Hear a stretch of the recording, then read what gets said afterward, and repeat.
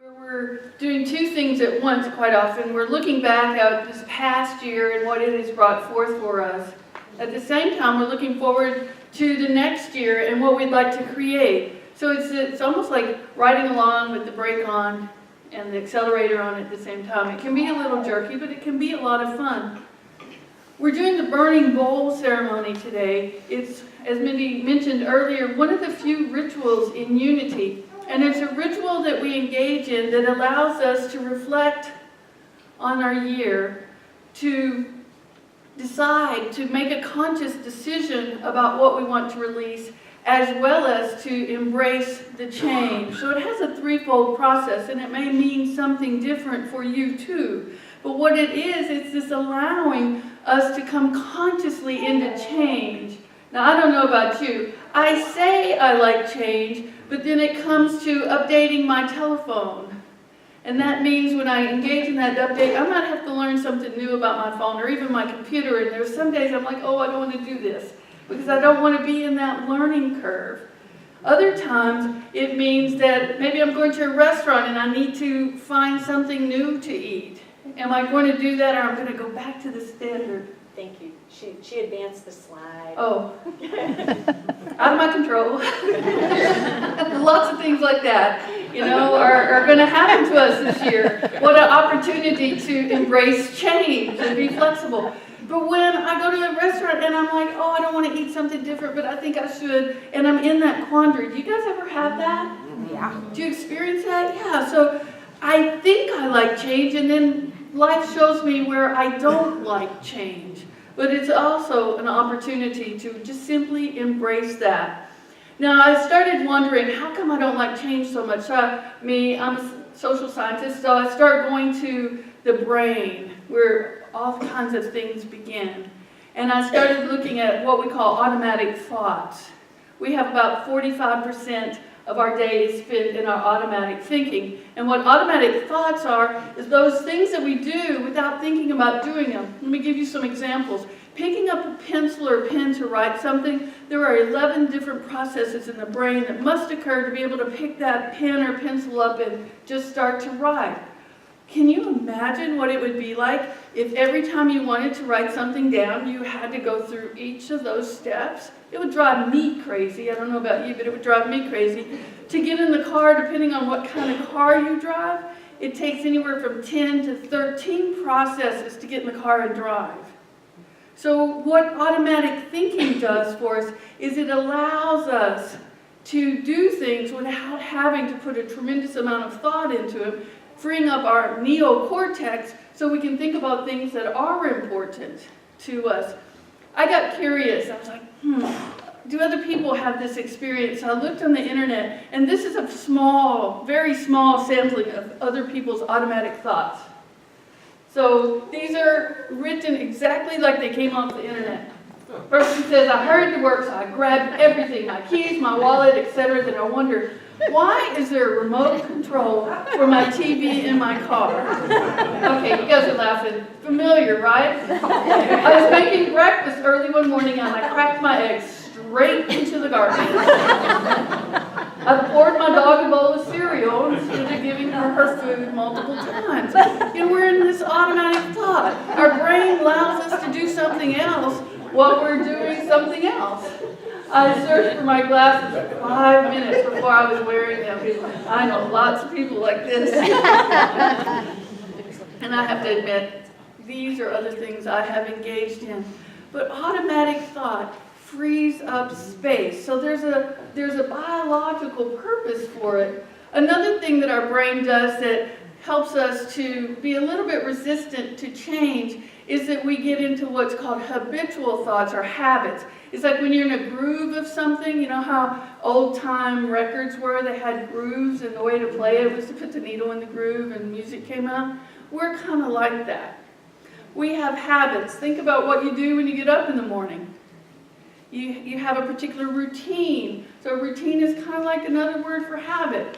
When we go to bed, and if you ever have trouble sleeping, psychologists and physicians will tell you develop a routine that teaches your body that you're about to go to sleep. It's one of the common practices. So when we get into routines, we do this for a reason. So there's biological reasons to all this.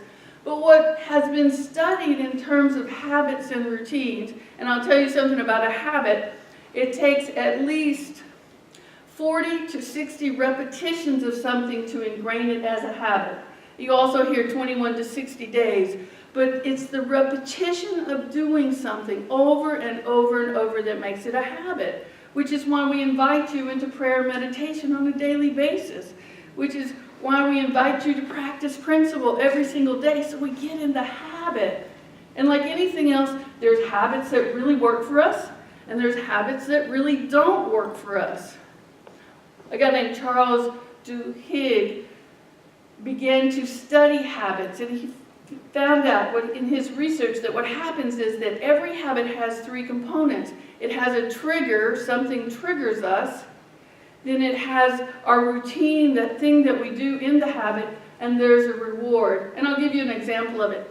He noticed, after his wife started saying something about the fact that she had to buy him a new pair of pants every so many months because he was gaining a little weight, he started looking at his routine and realized between 3:15 and 4:45 every single day, he got up from his desk at work, he walked to the cafeteria, he got a chocolate chip cookie, he sat with friends, he ate it, then he came back to his desk. He was gone about 30 minutes at the max, but that was putting on weight. And so in looking at that routine, he said, I need to do something different. And so he vowed that with his willpower, he was going to do something different. So he got up that day, he said, I'm going to do something different. 3:15 came and that craving started. 3:30 as that craving's getting bigger. 3:45, it's feeling overwhelming to him. He said, okay, I'm going to go get a cup of coffee instead. So he goes get a cup of coffee and he comes back. Still has a craving. It's overwhelming. He goes to the cafeteria, he eats his cookies with his friends, and he comes back. And this happens day after day after day, but he starts documenting it because he was very curious. And what he discovered in that documentation was that having coffee, going for a walk, reading a different book, calling a friend, didn't really work at all. Because what he discovered was his reward was spending time with his friends in the cafeteria. So what he started to do was go spend time with his friends in the cafeteria without eating the cookie. And he was happy. The reward was the time. So what he started to teach us is that we get into these routines and we get into these habits because they make us feel good. Spending time with his buddies made him feel good. So when we start noticing habits that are not working for us, what do we need to do? Find that component that we're really looking for, and we can have that quite often without changing and making the change that we need to make, but still have the feel good. So instead of the cookie, he just visited with his friends. He still went to the cafeteria. He just didn't buy the cookie.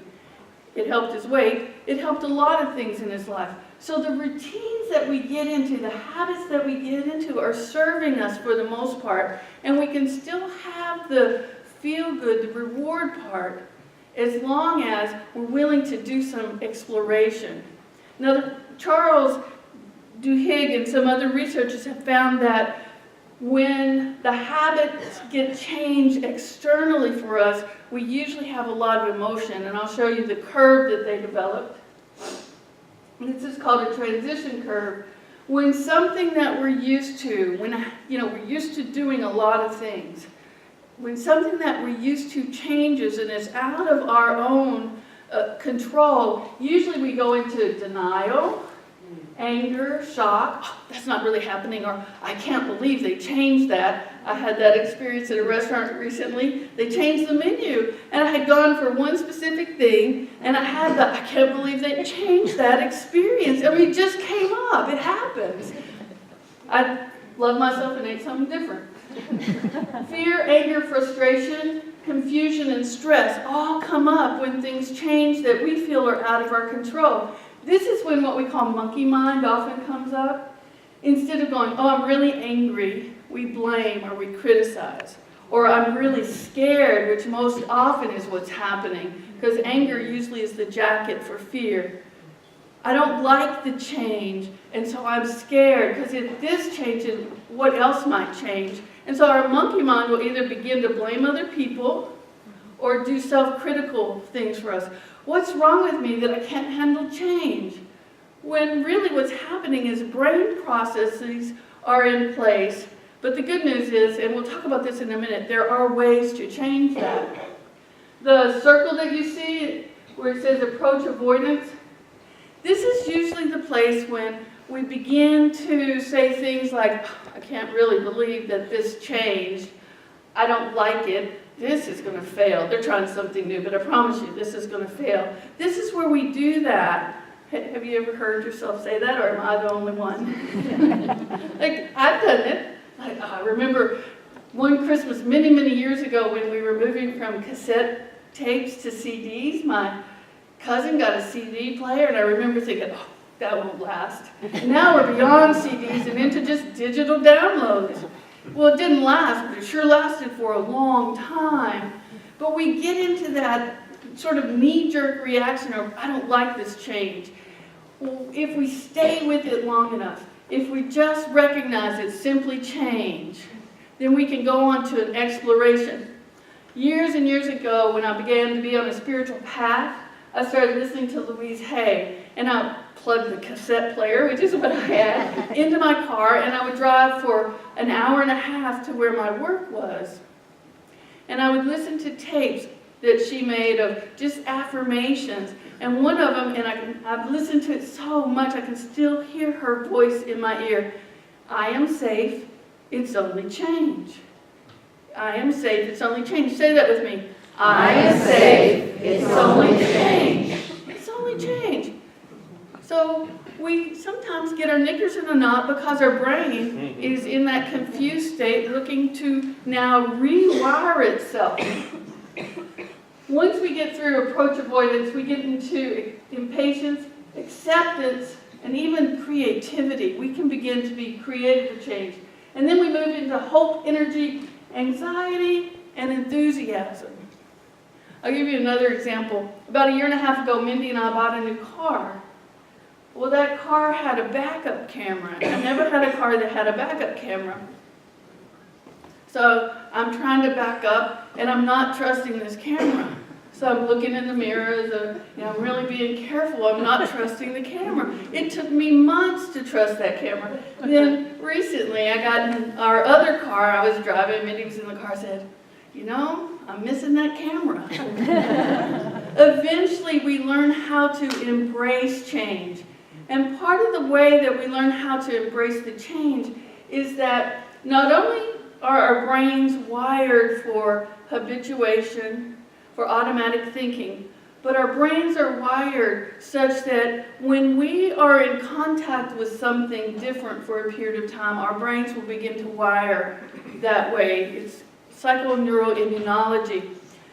What fires together, wires together. So when we are with people who are going to uplift us, then we start to look for that uplifting experience.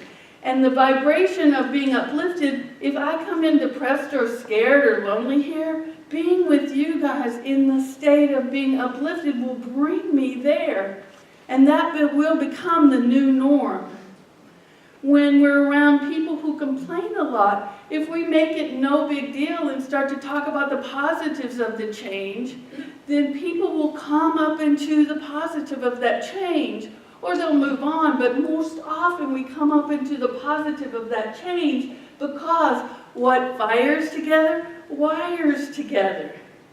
And when we start to look at our lives this way, what am I enjoying? What am I appreciating? What am I really activating in my life? We can use this principle to make positive changes in our life. I don't know about you guys, but I want to be the catalyst for joy in life. I want to be the catalyst for change, for things being different and not being status quo. And it's quite often very easy to do this. It may take a little bit of creativity. Elizabeth Gilbert, who's the author of Eat, Pray, Love, talks about how she was on a crosstown bus in New York City. If you've ever been on a crosstown bus in New York City, rush hour was a little bit like this. And people were, it was the end of the day, people were going home, so they were coming on the bus, and they were knocking against each other, and there's grumbling, and people were tired, they were stressed, they were wanting to be home. And a pregnant woman, very, very pregnant, gets onto the bus, and nobody got up to give her a seat. And Elizabeth Gilbert's watching this, and she's thinking, wow, we actually are all in that automatic thinking. We're just doing the habit of coming home from work and being in a bus like this until something happened. Something made a change. The bus driver gets onto the microphone and he makes an announcement in the bus that says, okay, you guys, I know you're tired, I know you're hungry, I know you're done with work and you just want to go home. So I'm going to hold my hand out at the next stop, and I want you to drop all your troubles into my hand. And people just kind of, New Yorkers, they don't want to show much at first, so they just kind of looked. Well, when the bus stopped and he opens the door, he held his hand out. And the first person who walked by kind of hesitantly dropped something in his hand. And then the next person did, and it got to be bigger, and people got more excited, and you could feel the energy on the bus change. People started to look at each other. People started to smile at each other. People started to enjoy their presence of each other on the bus. A simple change from habit to something new changed the energy on that bus. So as we step forward with the burning bowl today, as we begin to look at what do we want to release from our lives, and we review our past, I'm inviting us to do so from a place of appreciation. What did I love about my life this past year? Let me do more of that. And the things that I didn't love, I just drop right into the bowl. And we do this because of the very principle that what we focus on expands. So when we focus on our past from a place of appreciation, we're going to expand the appreciation that we have of our past. When we're willing to say, who did I enjoy time with? I want to spend more time with them, and I'll just drop not fun time into the bowl and let that be there to transmute with the flames. What did I do this year that expanded and opened my heart? I want to do more of that. I appreciate that. And I'll simply release those other things into the burning bowl. When we do this, we're coming from a consciousness of appreciation. So we're expanding the appreciation of our lives into this next year as we move forward. It can be a lot of fun to move forward. So if this is of interest to you, I'm going to read an affirmation. And then if this is of interest to you, I'll ask you in a moment to say this affirmation with me. I release and I let go of what no longer serves me. I look back on my life with appreciation, knowing that each moment led me to this present moment. I live my life in joy and purpose. If this interests you, if this is how you would like to move forward into the next year, say this with me, please. I release and let go of what no longer serves me. I look back on my life with appreciation, knowing that each moment led me to this present moment. I live my life in joy and purpose. What a gift to live our lives in joy and purpose. And you're here, you're alive on this planet, so you still have that holy purpose that we talk about each Sunday morning, waiting for you to live into the present moment and to open up to possibilities. So let me describe, so our left brains have something to do, a little bit about how we're going to do the burning bowl. We're going to sing in just a moment a song called Change My Heart. Then Mindy's going to do a reading. Then she's going to lead us in meditation. And during that meditation, she'll invite you when to write. And some of you may have already come in and written already, and that's really okay. And then we'll invite you to come down the aisles here, and both bowls will be going. Mindy will be at one and I'll be at the other. And simply drop in what you'd like to release. It's that easy. When we're ready to release something, when we're truly willing, all we have to do is drop it into that bowl and let it dissipate. It will transmute to be some other energy that can be very productive. You can stand and watch it burn if you like, or you don't have to. It's up to you. But think about what you want to do and what you want more of as you move forward into 2018. Well, let's sing Change My Heart, Oh God. You can sit right where you are. And Tom will start. Do you want to go ahead and like Fire up the Barbie. Go ahead, Tom.